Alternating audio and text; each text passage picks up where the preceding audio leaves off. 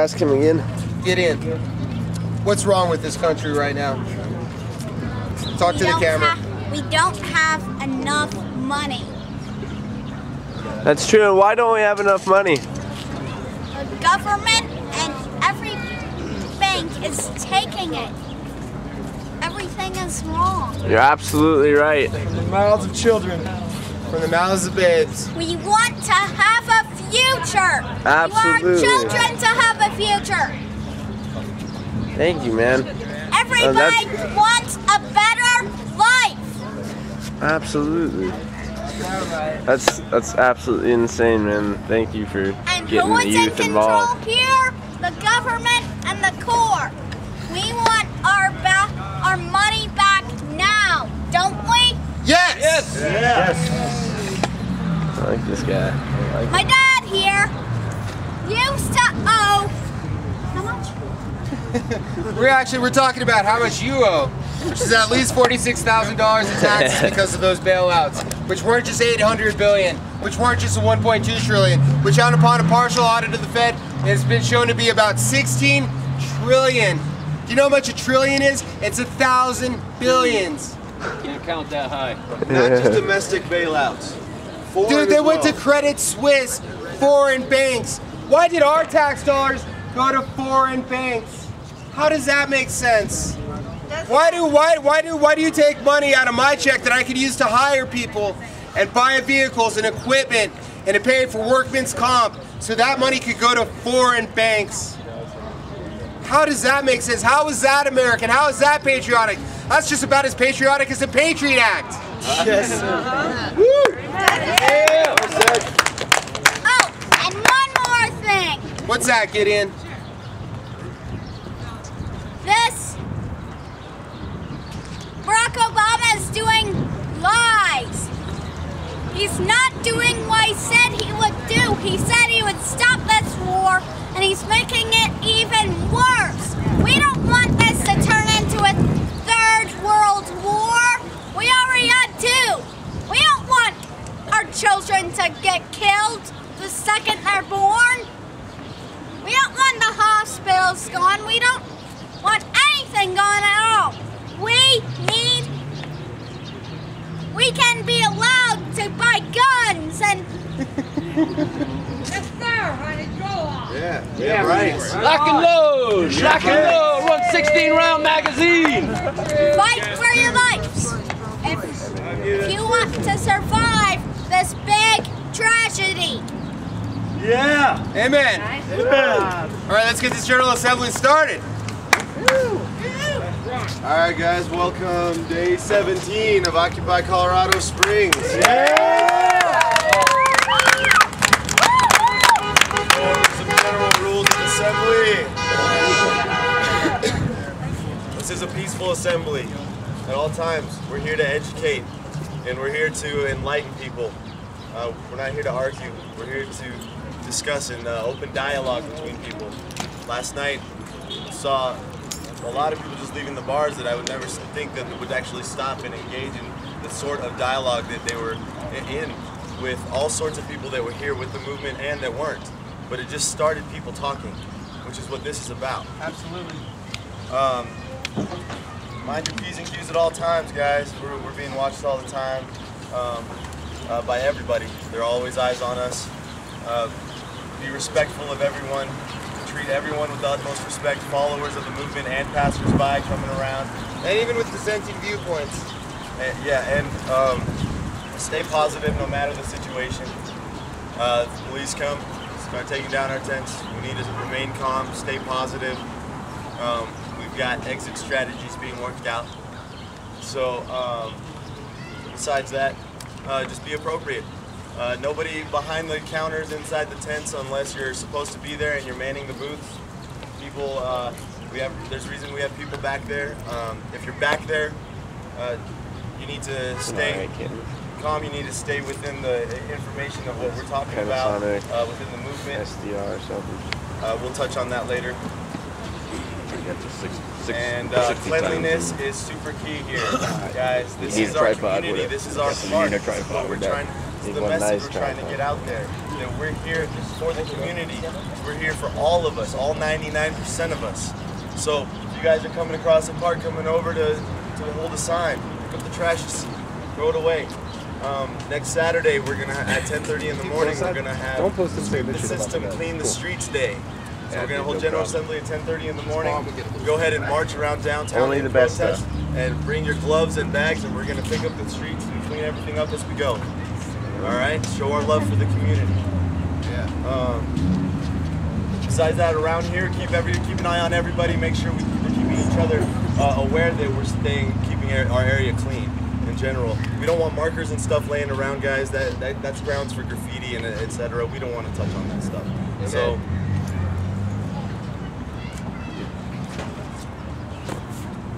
Last night we had just a small confrontation with some people coming out of the bars. You know, it was great to have that conversation. We do want to promote that conversation. Just don't egg them on, don't anger them, and don't touch them. No physical contact at any time, even if it is friendly. They're going to take that wrong. So absolutely no physical contact, but absolutely engage them verbally and be positive, and never egg them on to get angry. I mean, we're peaceful, and we want them to be peaceful with us. So. First of all, I'd like to congratulate everybody that participated yesterday on a very successful October 15th. Extremely peaceful, and it was clean, and it was articulate, and we had a lot of agnostics. And we're not talking about religion, I'm talking about with this movement. People that are like, well, what are you guys about? And they showed up, and we were able to tell them what we were about. Whether they were liberal or conservative, whether they were young or old. And a lot of people walked away from those conversations last night because they were done peacefully and with decent articulation. And they walked away going, all right, you guys aren't quite what they're telling me it is. I had 3 students of finance here that I engaged in dialogue for probably about 20 minutes to a half hour who walked away. And the only thing he told me, the only criticism I have with you guys is we need to figure out what your end game is. What is it that we're trying to accomplish? And I don't know necessarily exactly what our end game is, but I had actually 4 gentlemen across the street that were soldiers, and I asked them, I was like, hey guys, come join us. And they're like, oh, we got real stuff to go do. And then I talked to them for a little bit. We talked about fractional reserve bank, we talked about the bailouts, we talked about our tax debts because of that, and that right there left them shaking hands and saying, good luck guys.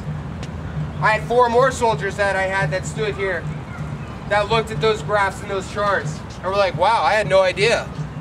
They're like, man, I had one gentleman who actually told me, he's like, man, I'm kind of embarrassed about working for the federal government now. I need to go get a new job. Yeah. It's about hearts and minds, people. The thing our government says that they do when they go to war in Afghanistan, Iraq, let's actually do that. Let's be about hearts and minds. Anyway, that's what I have to say.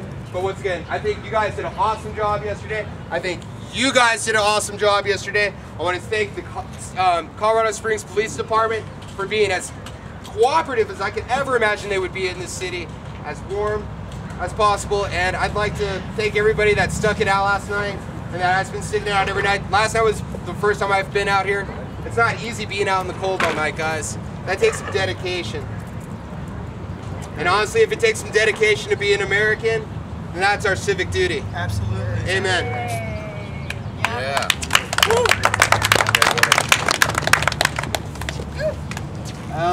That's a good catch. Sunday, right? Yes, it is. Yeah, you need to go and get. Unfortunately, I was gone about 5 minutes this morning, and the cops showed up. I'm gonna kind of reverse what he said because, well, let me start off by saying last night, what a guy right here on the bench, talking to him about business here on a different matter, and his last comment to me was, "This is really cool, good job." So yes, there are cops out there who realize what we're doing and what we're doing. There are more who want to open their eyes. That being said, I'm going to be as civil as I can. I'm very frustrated this morning because we have exhausted every avenue with this city and with this police department to try to peacefully work this out. Unfortunately, the only avenue they've given us now is this one, and to go to court. if that's what they want, our attorneys are more than ready to do this. To what extent it goes is up to them. Who are the attorneys, please? There's a darn good reason to find out. Pete Weber was our first one out of Boulder. He's a friend of mine. I've worked with him a lot. All the attorneys that I've talked to personally, him, the people who aren't working with us officially, have laughed at this ordinance. So if they want to go down this road, that's the road we'll go down. The city's going to end up losing their camping ordinance. Yeah, I mean, this was never about. They were warned when they passed it. Exactly. Litigation waiting to And that's happen. exactly why they haven't, in 3 years, given a ticket out. Because if they do, they have a lawsuit against them. Exactly. There's a reason for that. That's exactly This right. guy's got to be careful. There are attorneys who claim to be for justice and peace, etc. And guess what? Guys, just don't believe the hype, Yeah, right? just don't believe hype, guys. You got to check out. Then again, we never know until we try. So No, honey, we've already tried. We know a few that are not getting the point. That being said, when it does go down, I wish I had been here this morning because CSTV would have been taking those damn tents down. You guys wouldn't have. If they wanted those tents down, they could have taken your little gun bell off and done it themselves. We're not doing anything illegal out here, people. All we're doing is exercising our First Amendment. Yes. When I talked to them yesterday, I said, why is it so hard when homeless people call in for you guys to distinguish the difference between a protest and living in the park? They said there is no difference. A third grader knows there's a difference. Come on, really. At this point, guys, we just need to stand our ground. We need to make our point. And that's just my personal opinion. This is something we all need to decide. But as far as I'm concerned, we're here and we're not going anywhere. I'm with you. I'm here and I'm not going nowhere.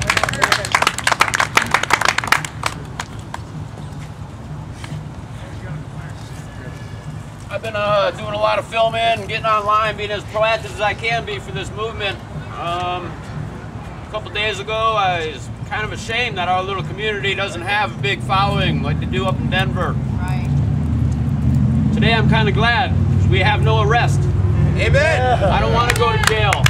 I don't mind going. I don't want to have my camera taken away. That's bottom line. Bottom line is I can't afford bail this morning, so I'm going to come down and occupy a little later on, do it right. If we have juice, I'm going to put a live feed on. I got friends in the Denver area. They want to bus us up to Denver. They're both people in from Boulder. I want to stay right here in my town. Yeah. I've been here a long time. We need We support. marched down my street yesterday. I It live on starts at Colorado home. Ave. I've been here a long time. These are my streets. Whose streets? Our streets! Whose streets? Our streets! Yeah. And we ain't going away. I'll tell you what. I'm glad I hadn't been arrested yet in a long time, but about 4 or 5 years ago, I was pulled out of Benny's bar for having a civil conversation with a fellow patron. The barmaid came over and said, you need to change the content of your conversation because I'm talking about the Federal Reserve. I'm educating the people. She told me to change the content of my conversation, turned around and started walking away. I said, I will not change the content of my conversation. Thank you. Yeah. She called the police. The police came down, arrested me, roughed me up, shoved me in a police car, took me downtown. I went to court. I paid my $90 fine. I stayed away from Benny's for a year. I went back down. I found the owner. I had a little chat with him. I'm allowed in Benny's now. Yeah. Take it back, people. Take it back. Federal Reserve, not federal. Who's next? Come on, guys. Speak up.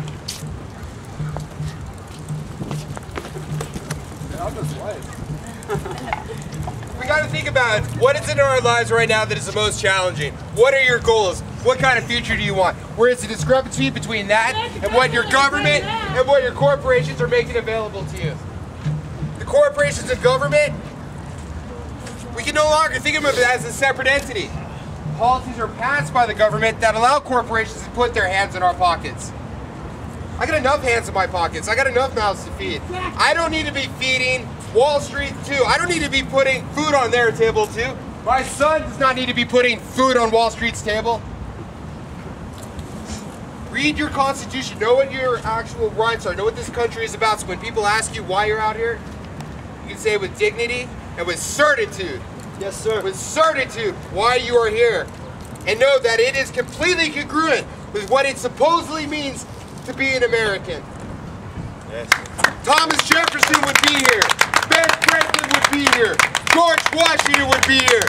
Jesus Christ would be here. Yes. Can I add a quote from Mr. Jefferson? Oh wait! Oh, good head. Sorry about that. I do believe, and if I'm wrong, someone correct me, but Thomas Jefferson said, every generation needs a good revolution. Yes, sir. And I'm sorry, but it's Yes, been a sir. few generations, and that doesn't mean we're getting guns out. Whoever's watching. No, but we should be able to buy We're them. standing our They ground. should not and doing suppress it their Second peacefully. Amendment We'll let rights. them be the bad guys to get the guns out. Alright, okay, so basically the way that I see it is, can we come here a bit? Sure. Okay, great. We are all one big body, okay? There's a nose right here. We're starting with the face, okay? There's a nose, and there's two cheeks, and there's a mouth, and there's two eyes, and there's all of this, everything. There's ears, and everything that you are, and this body that represents all of us is all of us. We are all intricate cycle in one body, and that is the main fight. We have to understand that we each as individuals have different functions, and we're all a part of the integral cycle. I mean, you see how he's made up of atoms, and cells, and all those atoms and cells are made up like of other things, and they're all when we work in conjunction, do intricate cycle, and that's what we're here to see. We're here to see everybody find which part in the puzzle they are, okay? So we are all a part here, and we all are going to be making this body. Amen. Okay, guys? Are you the nose? Are you the eyes? Are you the ears? Yeah, right behind you. Hang on, guys. All right. I know we're all still in the process of grasping the bigger picture here, and that's what this is all about. I'm going to bring it back down a little bit, because right now what we need to focus on is getting the word out to every single person that we know, and I'm not talking about pulling out your phones and doing a mass text. I'm talking about pulling out your phones, calling these people personally, getting a hold of them and telling them what is going on and what's happening with the CSPD right now and how they're trying to infringe on our First Amendment rights. Okay? When we're done here, I'm going to start going through my phone book and calling everybody and telling them to call everybody. To what? To not only come down here and join us, but to call the mayor's office right away. Tell him that he's wrong. Blow up his inbox. Blow up his inbox. Call him.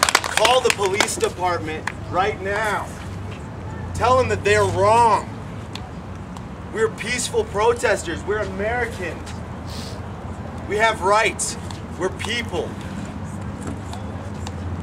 Call them. Tell your friends to call them. Call everybody. Tell them to call the mayor's office. Call your friends in California. Call your friends in Oregon, New York. Tell them to call Colorado Springs now. All of us should call Colorado Springs right after this and leave that voicemail and start making that pressure. And emails and Facebook. They're on Facebook. They're email. Go to OccupyColoradoSprings.com. The email and phone number is there. And all of it's there. Make sure you do it every day. Every day. You get up in the morning, first thing you do, you pour your cup of coffee, or you make your cup of coffee, make a phone call. Send an email. They have to know that we're here and that we're not going anywhere. And they need to be behind us. Oh gosh. Ow! Ow! That's what I'm talking about. Folks, time to take off the blinders.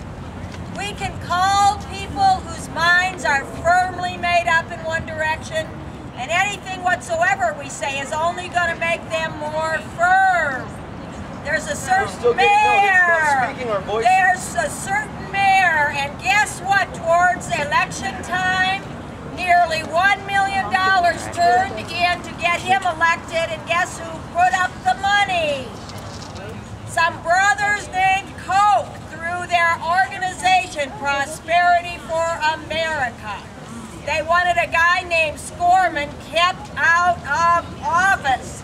So, yes, there are a lot of people that we can talk to, but let's not waste our time. There are people locally that are in the... Picking up the phone for 2 minutes and making that phone call. It's not a waste of time. Well, I'll tell you a better time spent. Colorado is listed by a number of organizations as one of the 10 worst states regarding disenfranchisement and election fraud. Give calls, and lots of them, to say we understand that when we vote, it could well be our votes are not honestly counted, and many of us have been disenfranchised.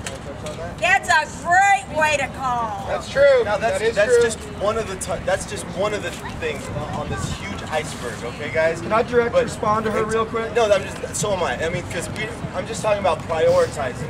Because if they come and ship us out of here, we can't get that message. We need to have it on record that we called. We need to have it on record that we don't support that. It needs to be on record, is my position. Not to discount yours, but it needs to be on record that we tried to do things the democratic way, the right way, go through due process, proper protocol, etc. And then we can say, dude, we left you 1,000 voicemails and you didn't do anything. How are you representing the people? And we can say, we tried to do it that way. Yeah, we elected them, guys. They work for us.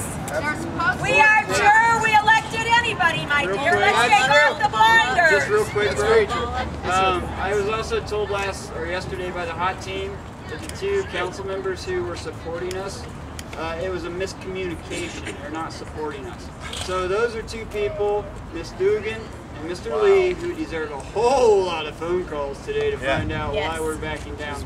Flat out lying to us. That's the first I heard that. Yeah, thank you. I will send Representative Lee a letter. I'd just like to direct response to her real quick. There is no waste of time here. This is from the grassroots, and that's where it needs to start, and that's how we can gain momentum. We need to reach everybody we can. Everybody who has open ears needs to hear our message, because this is for everybody. I'd like to introduce myself. My name is not important. You can call me 99. I'm 20 years old. I went to college. I'm $15,000 in debt to the student, whoever gave me student loans. I'm $5,000 in debt for various medical reasons, broken bones, different things like that. We have a right to higher education. We are born with our brains. We have a right to use them. We have a right to educate ourselves. We have a right to health care. We have that right, and it's being squashed right now, and we need to wake up. We need to tell our government that I'm sick and I need help and I don't have the money because you're reaching into my pockets with all my tax debt that I was born into. I'm 20 years old and I've never experienced true freedom. It's something that I would truly like to experience. I would like to know what it feels like to see a leader that I believe in get elected, to see laws that I believe in be passed. I am tired of the corporations telling us everything. I'm tired of my mind being bombarded with bullcrap. I'm tired of listening to people tell me what I think. This is what I think, and this is why I'm here. We are the 99%. Yes. I think she had it next. Hi, I'm Heidi. Hi, Heidi. Cooper on Facebook, if you want to connect. Yes, ma'am. I'm happy to follow you, and I'm so happy you're still here. Yeah! We're still here. Yeah! I just wanted to add that if you're going to make your calls tomorrow, which I think is a great idea, or today, interesting that the force has taken place on a weekend when we really can't connect with anybody. Make sure you mention that you're a registered voter, and if you're not a registered voter, get registered to vote. The forms are online. Who wants the ball? Just a quick thing, I don't need the ball. I didn't do as good that time. Just real quickly, one of the important things to bring up is that they have continued to tell us that we do not have the police force to respond to crimes that are taking place. They've continued to tell us that they need more and more of our money because they are cutting police force left and right. Ask them, then why are you wasting our money down at the park? Absolutely. And tell them that you will not be voting for an increase in taxes to support the police force if they're going to waste the money that way. If they're misappropriating it. Can't hear you. So I know that there's a point made earlier about hearts and minds. Absolutely true. We live in, and it doesn't matter what your views are, but we live in a town where when people pull up Colorado Springs on the web, they see Focus on the Family, and they see New Life, and they see all those things. And the military bases. And the military bases. We have a lot of people in this community who, whether you like it or not, listen to the religious voice. All right? I believe that a lot of those religious voices support us, but they're too afraid to say it out loud. Amen. What I don't know if we have any working groups sorted out here yet. Like separate working groups sorted out here yet. All right, I talked with a friend of mine who has a group on Monday nights called What Would Jesus Brew, which tells you how cool he is. And he and I are very interested in starting a working group of interfaith people here. For Muslims, for pagans, for Christians, for Jews, everybody, to be here in the bar, I like it, and lifting up our voices and our spirits to say we are people who care about feeding the poor, not the banks. And I believe that because of who we are in Colorado Springs, we got to get real about marketing.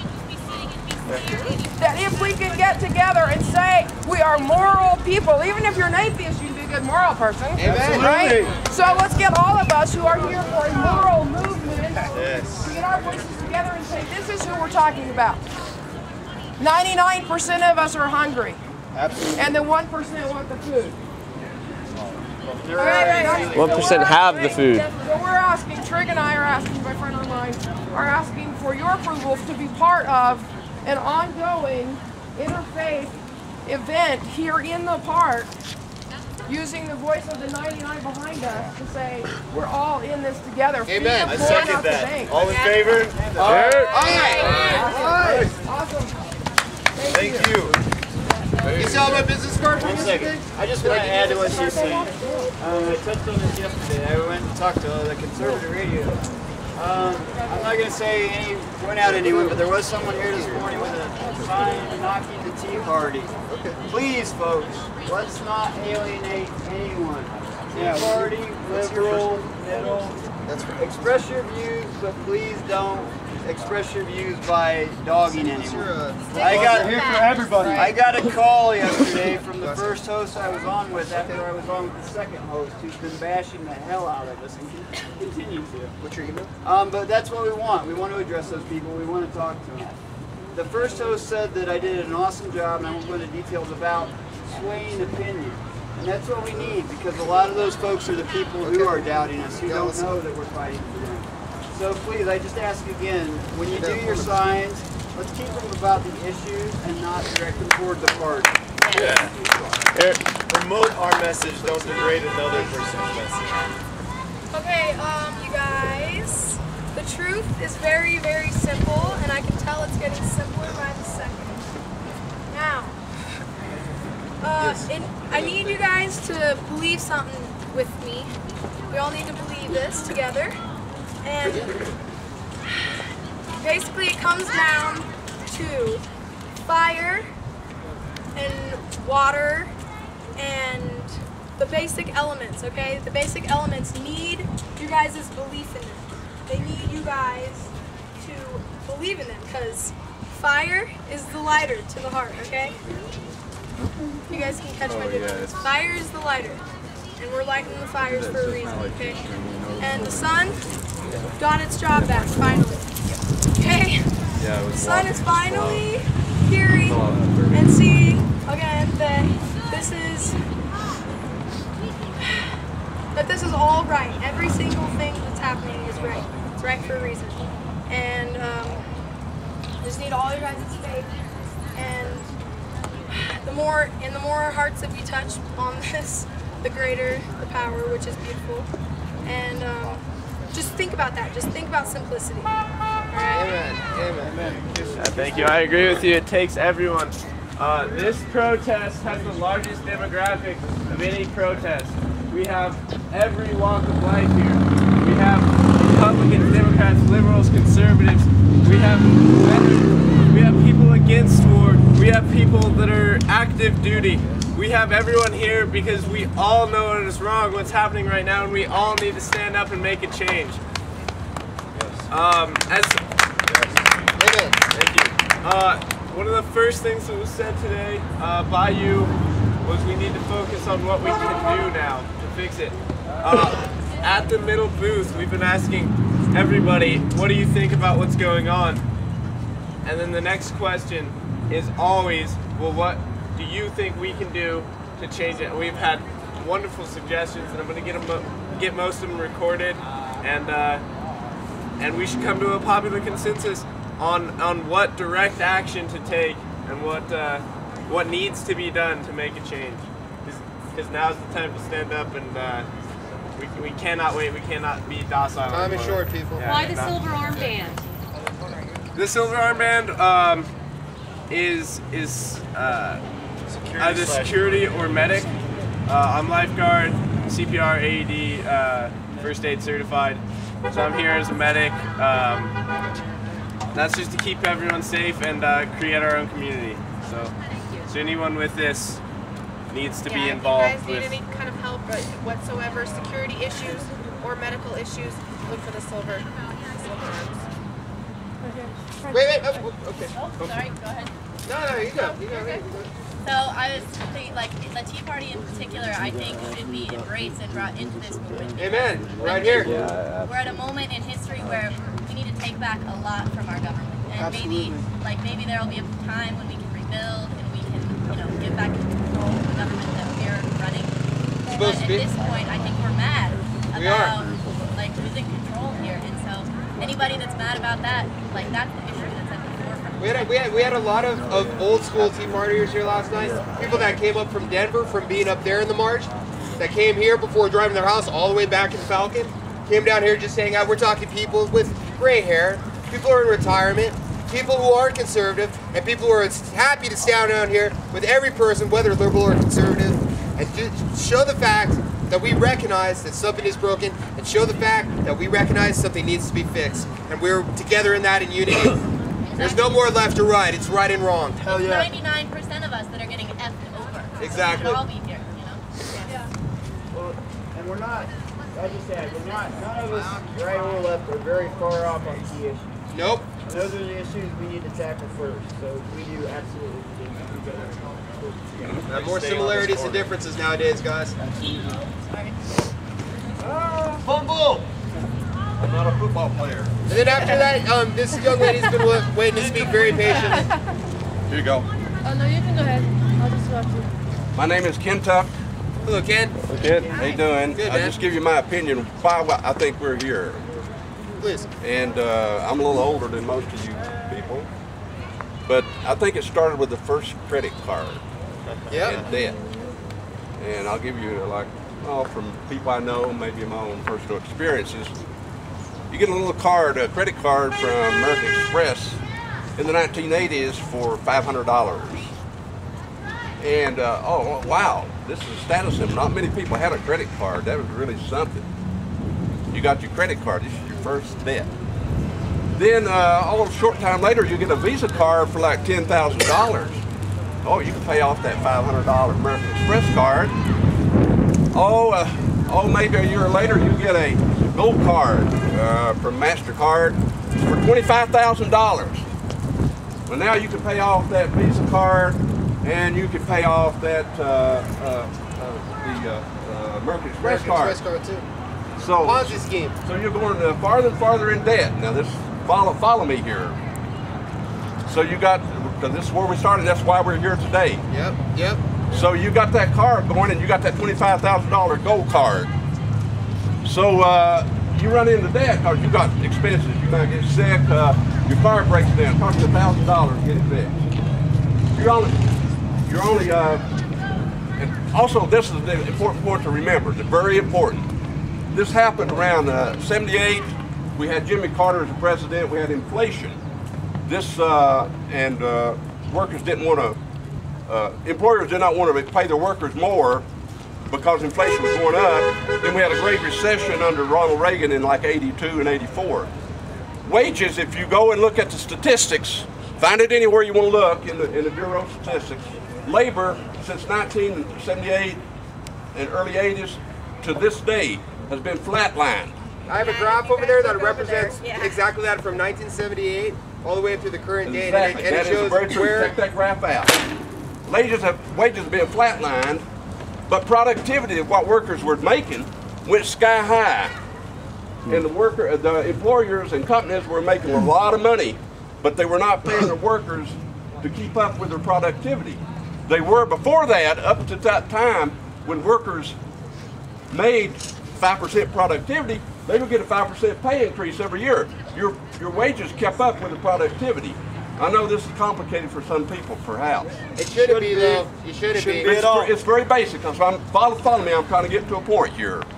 So you got that $25,000 gold card.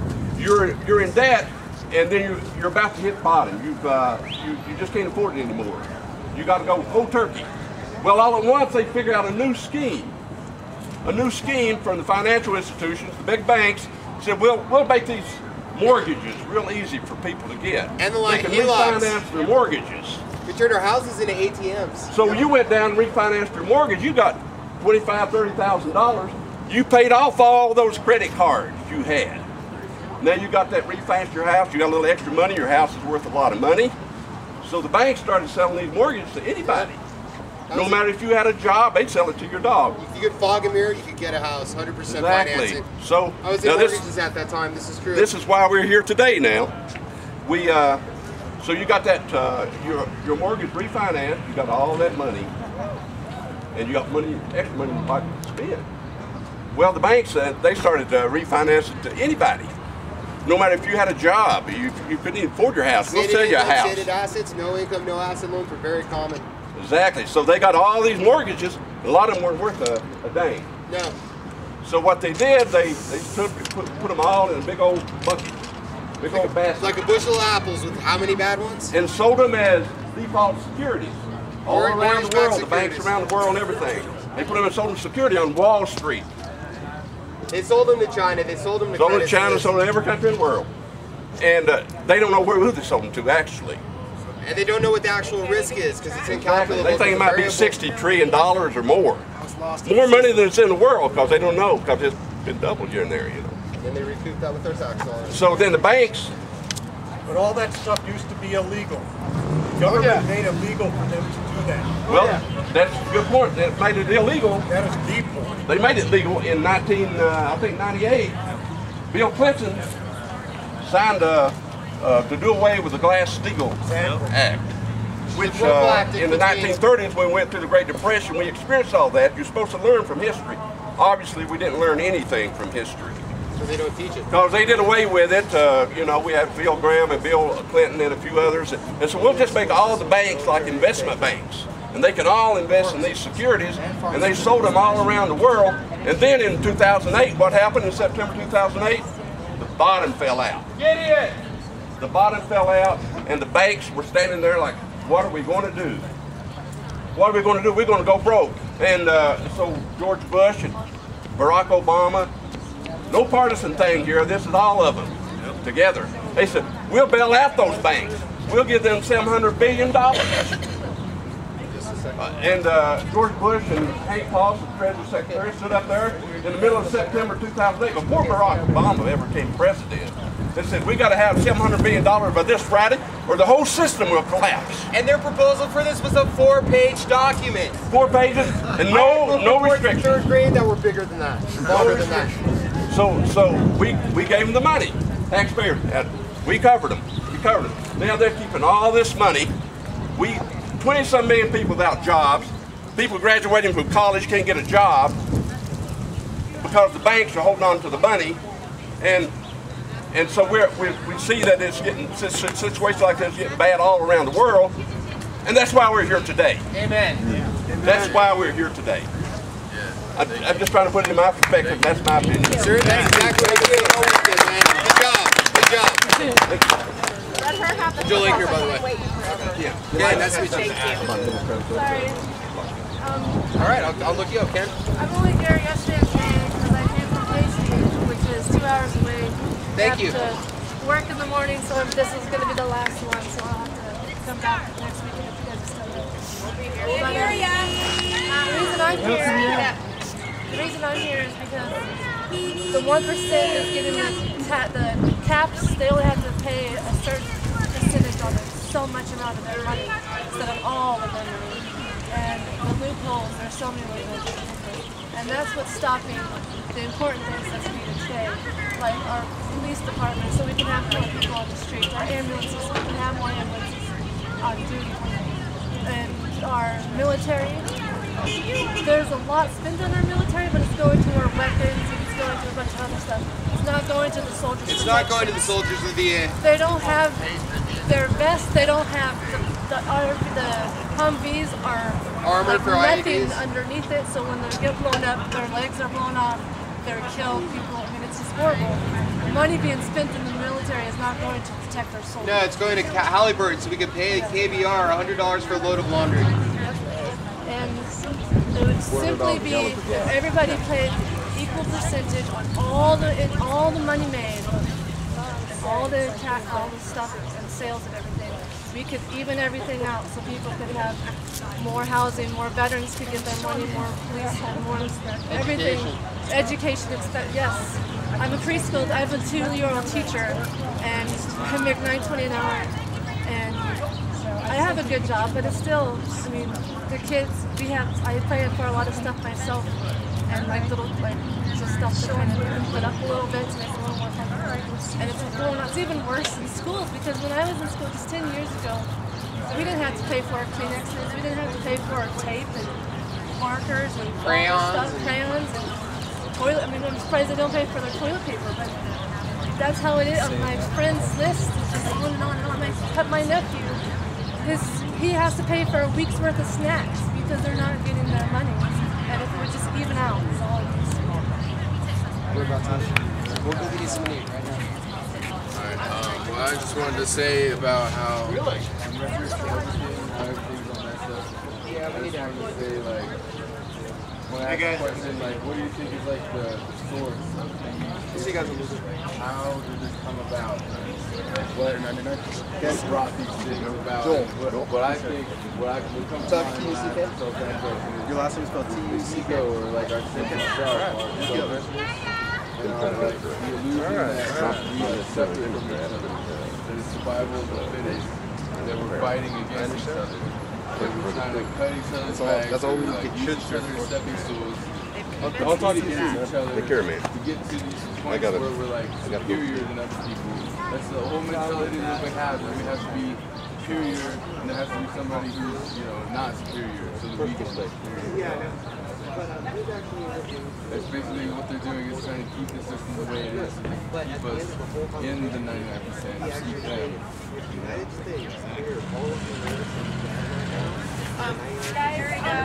One last one. Correction.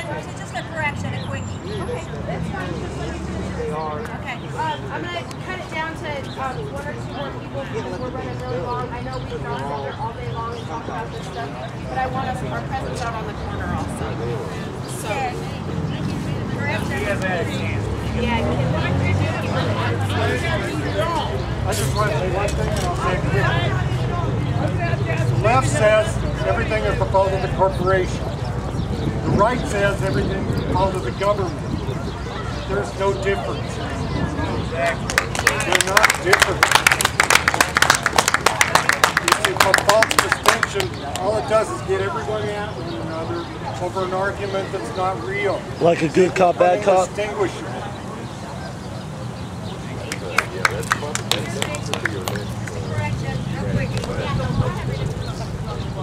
Sir! A correction on Glass-Steagall.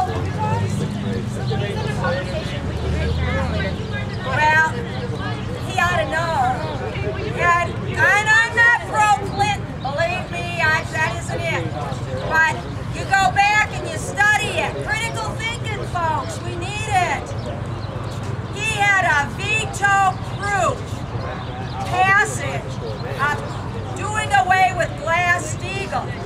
If he had vetoed it, it would have been a loss of time and energy because they would have overturned his veto. Go back and study the facts, guys. Be careful of spin, manipulation, distraction, and critical thinking. We've got to get the vote back in the people's hands, or we're going to have a violent revolution. There are 2 choices, violent or non-violent. Let's try and get the vote back, an honest vote, and everyone who wants to vote should be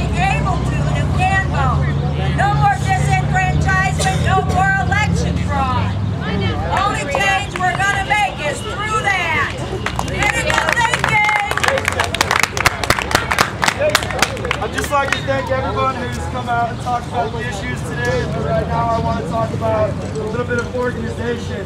What we're doing with our signs and on the corner and trying to reach out right here and the very few marches that we do is all well and good, but I think we need a bunch of committees. But right now we don't have the manpower to get the kind of committees we need going. So I'd like to say an outreach committee would be the kind of committee that we have the power for right now and is within our means to get more people here so we can start more committees, so we can have just more momentum in our movement. We need to reach out. We just voted that in. We just started that. All right, guys. Thanks everybody for coming out. Oh no, it's colleagues. Spreading the word. I want to end this today with two quotes that I heard last night at 3 o'clock in the morning. He does actually, and I will let him know when he's done. By the time he walked away from there, he stated, I signed up to defend our country. I did not sign up to fight for oils. And the last quote was this soldier, he was walking away and he said, bring us home, guys. So make sure you guys keep that in the back of your heads at all times. No matter how rough and how frustrating this is, we've got to fight for them also. Another quote we did hear from a soldier, guys, is that all they've been hearing is that we hate them. Yeah, we don't hate them. That's all they've been hearing. We need to let them know that that's not the case. It's opposite. And then once you get them to actually listen, they will hear you.